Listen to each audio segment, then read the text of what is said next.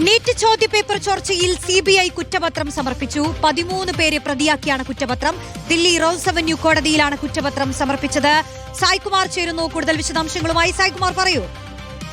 റോഷ്നി, നിർണായകമായിട്ടുള്ള ഒരു അതിവേഗ നീക്കം തന്നെയാണ് ഇപ്പോൾ CBIയുടെ ഭാഗത്ത് നിന്ന് ഉണ്ടായത്. വലിയ വിവാദവും ഒരു കേന്ദ്ര വിദ്യാഭ്യാസ മന്ത്രിയുടെ രാജിക്ക് തന്നെ വഴിവെച്ച നീറ്റ് ചോദ്യപേപ്പർ ചോർച്ചാ കേസിൽ ഇപ്പോൾ CBI അവരുടെ റോസ് അവന്യൂ കോടതിയിൽ 13 പേർക്കെതിരെ ആദ്യ കുറ്റപത്രം സമർപ്പിച്ചിരിക്കുന്നു എന്ന ഒരു വിവരമാണ് വരുന്നത്. CBIയുടെ എക്കണോമിക് ഒഫൻസ് വിഭാഗമാണ് ഈ കുറ്റപത്രം തയ്യാറാക്കിയിരിക്കുന്നത്.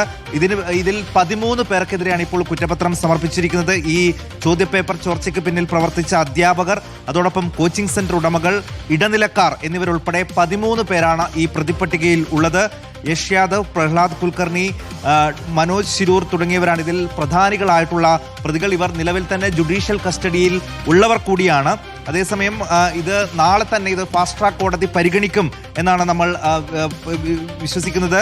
ഭാരതീയ നാഗരിക് സുരക്ഷാ സംഹിത, അഴിമതി നിരോധന നിയമം, പൊതുപരീക്ഷാ നിയമം 2004 എന്നിങ്ങനെ വിവിധ വകുപ്പുകൾ പ്രകാരം കർശനമായിട്ടുള്ള വകുപ്പുകൾ തന്നെ ഇവർക്ക് മേൽ ചുമത്തുകയും ചെയ്തിട്ടുണ്ട്. ഇതിനായി പ്രത്യേക കോടതി രൂപീകരിക്കുമെന്ന് കഴിഞ്ഞ ദിവസം പറഞ്ഞിരുന്നു. 2 പ്രത്യേക കോടതികൾ നിലവിൽ രൂപീകരിച്ചിട്ടുണ്ട്. ഈ ഫാസ്റ്റ് ട്രാക്ക് കോടതിയിലായിരിക്കും ഇതിന്റെ വിചാരണ നടപടി നടക്കുക. അതോടൊപ്പം NTAയിലെ ഉദ്യോഗസ്ഥർക്ക് ഇതിൽ പങ്കുണ്ടോ എന്നടക്കമുള്ള തുടരന്വേഷണവും നടക്കും. ആദ്യ കുറ്റപത്രമാണ് ഇപ്പോൾ സമർപ്പിച്ചിട്ടുള്ളത്. അന്തിമ കുറ്റപത്രമാകുമ്പോൾ ഇതിൽ കുറെ കൂടി ആളുകൾക്ക് പങ്കുണ്ടോ, NTAയിലെ അടക്കം ഉദ്യോഗസ്ഥർക്ക് പങ്കുണ്ടോ എന്നതടക്കമുള്ള വിവരങ്ങളിലേക്ക് CBIയുടെ അന്വേഷണം നീളുകയും ചെയ്യും.